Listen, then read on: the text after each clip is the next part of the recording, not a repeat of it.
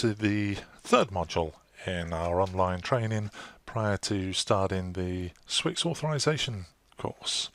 And in this module we're going to look at SIIP trunks and firewalls and some of the gotchas you'll get trying to get SIIP through a firewall. So the basics SIIP, if you didn't know it already, SIIP stands for the Session Initiation Protocol. It's a way of establishing and controlling voice calls, communications between two or more callers or terminals. It's very close to the HTTP protocol. For example, if I was to dial a telephone number on SIIP and that number didn't exist, the SIIP response would be a 404 not found. Exactly the same that you'll find in a browser if you mistype a web address. It is only used for transferring data about the caller. It is not the packet, the payload itself. The payload itself for voice is dictated by the SDP, the Session Description Protocol. And in the case of SwyX, we support codecs G711 standard, exactly the same as ISDN. G729 is a compressed codec, ideal for low bandwidth situations. The actual payload is 7K, but the throughput requirement on G729 is more like 22K. The payload for G711 is standard payload is 64K as in ISDN, but because it's IP you've got headers and footers, etc. So the real throughput requirements required for G711 is more like 82, 84K. G722 is high definition audio. It has exactly the same payload as G711, but it has an awful lot more data. It's high definition audio, very, very high quality. And to get that through on the same payload, it is of course highly compressed. And then we have T38, a special codec to enable us to handle fax calls. Subscriber addresses, DDI numbers, MSN numbers, whatever you want to call them, SIIP URIs, and a SIIP call caller ID is made up of a telephone number and a domain. So you have the first part and the realm, which is the domain. Telephone numbers, a tel prefix, can always be changed back to a URI. So let's look at the call flow within SIIP. If you remember back to the previous module on ISDN, the call flow is exactly the same, it's just the words are different. So instead of setup, we have an invite. So a message will come in inviting an inbound call from Alice to Bob in this scenario. The response is a 100 message try-in, just to confirm that we got the information we need and we're going to try and deliver the call.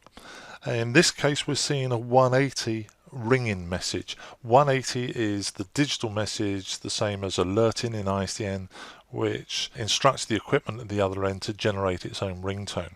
Another possible response you'll see at this point will be a 183. A 183 message includes embedded earlier media. This is where the service provider is providing their own custom ringing sound. This is streamed over the network, which isn't possible in ISDN, but is used sometimes in SIIP providers. So you'll see a 183 and then you'll see some media coming through. This is the ringing sound. We get the OK message, we acknowledge the OK message. If we don't get the acknowledgement, if we don't send the acknowledgement, then we'll carry on sending it until we receive the OK back. Then you'll hear the media come through using one of those codecs we saw in the previous slide, and then the caller disconnects. In this case, Bob hung up the call because he sent the bye message, and Alice responds with an OK. So the call flow exactly the same as ISDN, the words are slightly different, and the big difference here of course is the media is embedded within this call flow, whereas in ISDN the media is presented in a different communication channel altogether. All of this can be seen in Wireshark. There are some online videos on using Wireshark if you've never seen it before. You can see the quality of the call, you can see packet loss, and you can see where the call is coming from and going to. If you don't hear media or you get problems with communication, the first place you're going to look is in Wireshark. And if you go into a Wireshark catcher, and then in the drop down menu telephony, look for VoIP calls. You'll get that graph analysis. If you were then to go in here and select player, as long as it's a G711 call, you'll actually be able to play the media back. Wireshark does not, the free version of Wireshark does not allow you to decode anything other than G711 calls. But like I said, there is an additional module that you can get via PartnerNet, which goes through Wireshark, and using that to help diagnose problems within SwyX. Two ways of SIIP trunks being presented into the system. The first one is a SIIP authenticated trunk. So let's take a look at that. Here's our SwyX server sitting on the LAN behind a firewall, of course. The SwyX server will have an internal address, in this case 192.168.0.1, connected to a firewall that then connects to the outside world and talking to the telephony provider. And on a SIIP authenticated trunk, the process is we will send a registration message out from the SwyX server on port 5060. That goes out to the internet telephony provider, who will, on the first registration, reject the call. And the service provider sends back a message on 5060 saying the call's unauthorized. And it sends a nonce. This is like a checksum.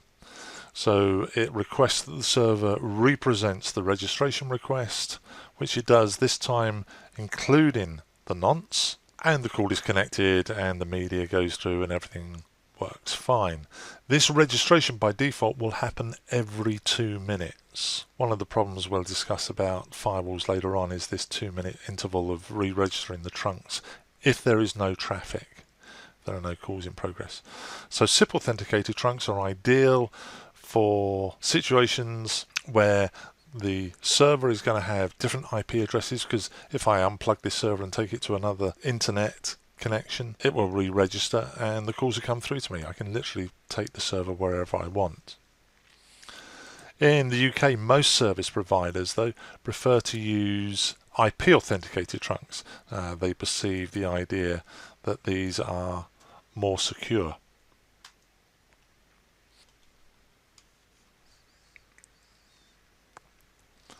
So let's take a look at IP authenticated trunks. Again, we have our SwyX server sitting on the LAN and behind a firewall with a public IP address that the internet telephony provider is aware of, and when a call comes in, we'll expect the call to come in on port 65002, the standard port used for SIIP trunks, and you just pass that through the firewall, one-to-one that, straight through to the SwyX server, and the invite message comes into us. Unfortunately, there are a large number of internet telephony service providers that insist on using port 5060.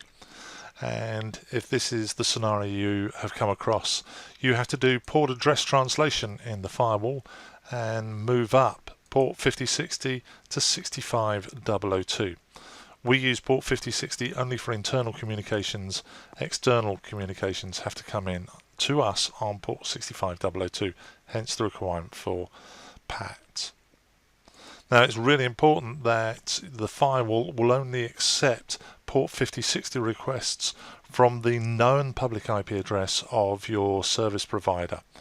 Unfortunately, port 5060 is a commonly hacked port, and you do not want to open up security issues by allowing public access to that port. So make sure you put source address blocking on your firewall to block out port 5060. Anyway, having received the inbound invite message, we will then respond saying, thank you very much, send us the media. And we'll only know our local IP address, and we'll ask the service provider to send the inbound speech into 192.168.0.1, which of course is an unroutable address over the internet. In this scenario, what you're going to see is one-way speech. I can talk to the outside world, but every time they try to talk back to me, the service provider is sending it to the wrong IP address. And we have to get a way around this. A common scenario for this is to use stun. We use stun where the internet service provider is not sitting behind a session border controller that's configured to do this job for you. Stun is a bit like dynamic DNS in many respects. It's a public server. There are a whole list of them available. All you have to do is Google them and you will come across numerous ones that are publicly available. Some internet service telephony providers that require stun will actually have their own ones, and we would strongly recommend using that if available. If not, as I said, go onto Google. They themselves have, I don't know, 10, 12 stun servers that you can use. Swyx does have a stun server, but we strongly recommend you do not use our stun servers. We use the stun server in our testing labs and can switch it off from time to time, and that will cause you problems, which you'll find out about in a second. So we'll send the stun message to a stun server, and the stun server will look at the packet header and send us a reply saying, you are talking on this public IP address, and this message goes backwards and forwards all the way through the speech.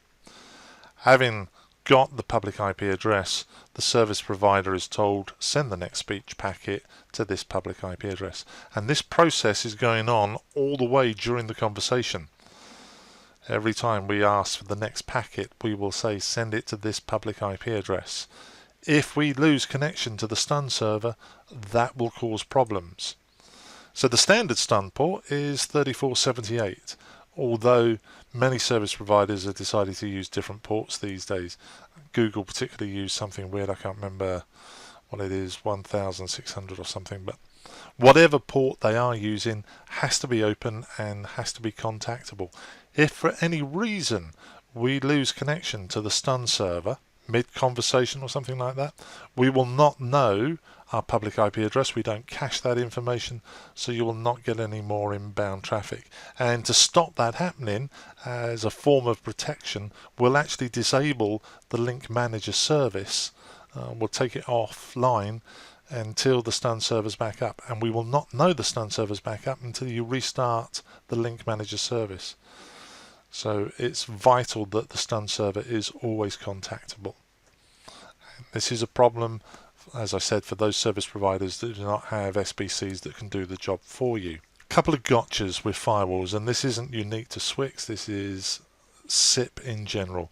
SIIP is not very good at going through NAT, and there are some other things that cause problems in firewalls. The biggest problem we have is ALG, the application layer gateway that you'll find in more competent firewalls. Down at the bottom end, the entry level, you won't find ALGs, but the minute you get to a decent firewall, a corporate product like a SonicWall, WatchGuard, SwyxOnline, Cisco, all of these products all have ALGs in them, and it's vital that you disable that. If you do not, you will have no end of problems with SIIP, voice, and as I said, that's not unique to Swyx.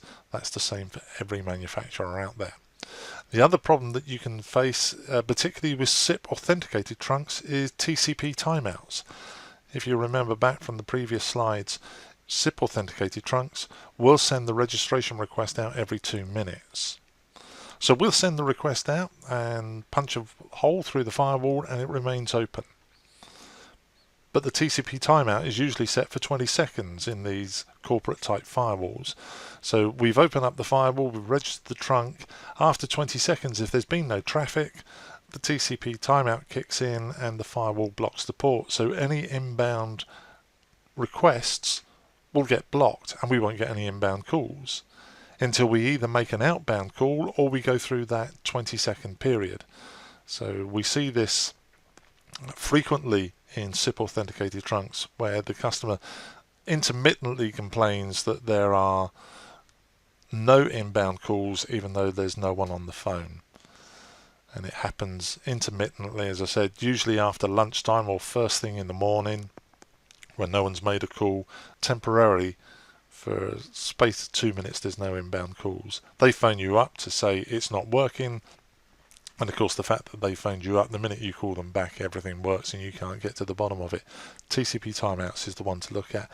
Just disable it on the connection to the SIIP provider. So that's it, not a big module, it's fairly simple, but that lays down the groundwork so you can get on and join us on the Swyx authorization training course. Hope to see you on one of those soon. Until then, as usual, if you've got any questions, please drop us a line and we'll do our best to get back to you as soon as possible. Until then, take care, and I hope to see you soon. Thanks.